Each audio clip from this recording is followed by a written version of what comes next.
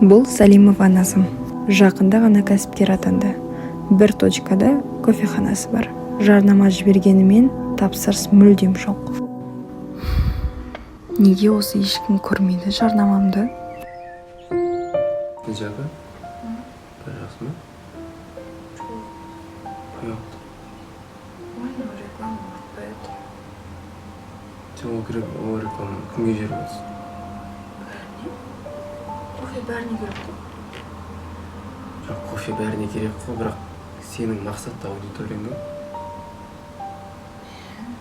Ну и все. Бәрі кофе ішу, в принципе. Не сенің ашық? Атпай жатыр ма? Иә. Осы ғой? Қалай? Кетсін. Мысалға, клиенттің портреті 18 пен 25 жас аралығын қамтиды. Студент, таңертең ұйқылы ояу сабаққа барады, Instagram, TikTok желілерін қолданады.